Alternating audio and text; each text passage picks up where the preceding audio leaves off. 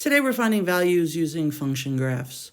Please keep in mind that we've already studied functions, and this is what we've done already. So if you have f of x equals x squared plus 3, and you want to find f of 3, that's an x value.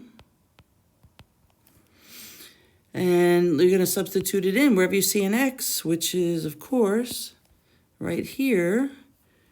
So you're going to put 3 in parentheses, squared plus 3. So you're going to get 9 plus 3, which is 12. So in this case, x was 3 and y equals 12. So really just keep in mind that your x's are here and your y's are over here. And you should be fine today if you can remember that, okay? All right, so let's get started. So the graph on the left, the first one at the top, of course, it's a straight line. It's a linear function.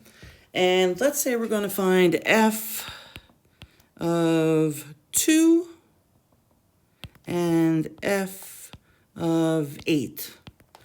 So this is what you do. So you're given the x value already, right? So all you're going to do for the f of 2 is go over to 2 and then say, well, where does it hit in the crosshair? And it goes up 4.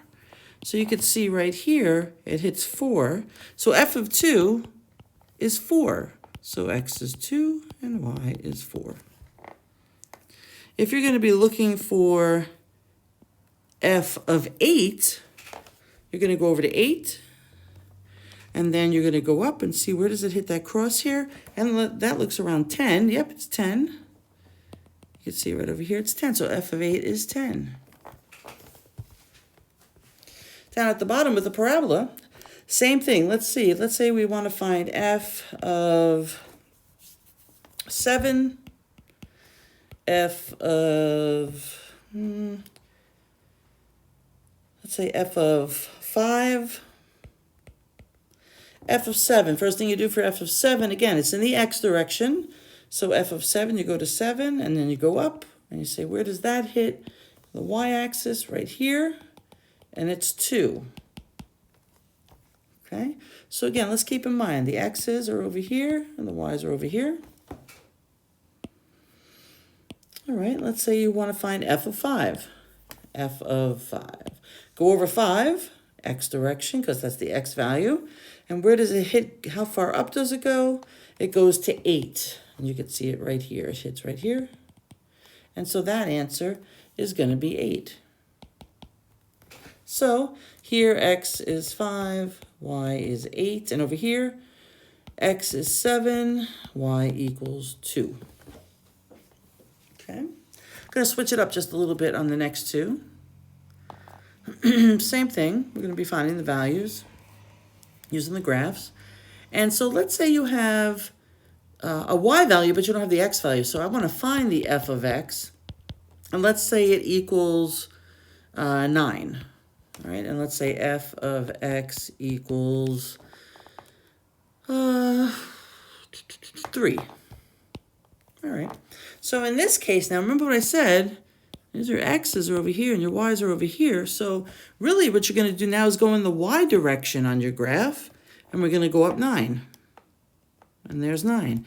And if we go over, we could see, right, if we drop it down here, that's going to be 1. So that answer is going to be 1. So here, x is 1. X is 1. Y is 9. And if we do the same thing, where we're just going to go up 3 now, and go over and say, where does it hit that crosshair? Oh, it hits right there, and that looks like it's at 10. And it is. Drop it down, that's going to be 10. So x equals 10 here, and y equals 3. So when they ask what's the value, just say it's 10, because that's what we were looking for. Same thing down below with the parabola. And let's say we want to find f of x.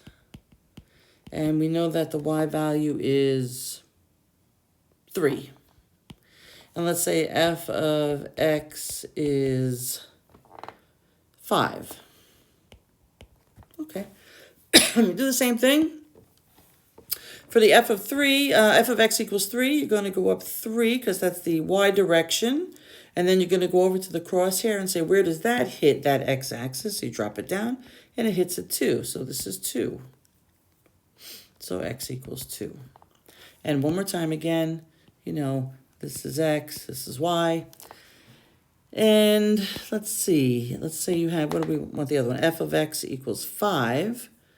So f of x equals 5. So I'm going to go up 5. And then over.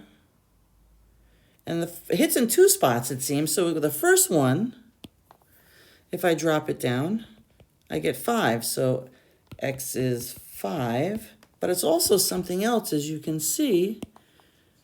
It's also, move it right over right here and drop it down, it's also 6. So the answers are 5 and 6 for this one. And that's all you do. If you're given the x value, you move in the x direction. If you're given the y value, you move in the y direction.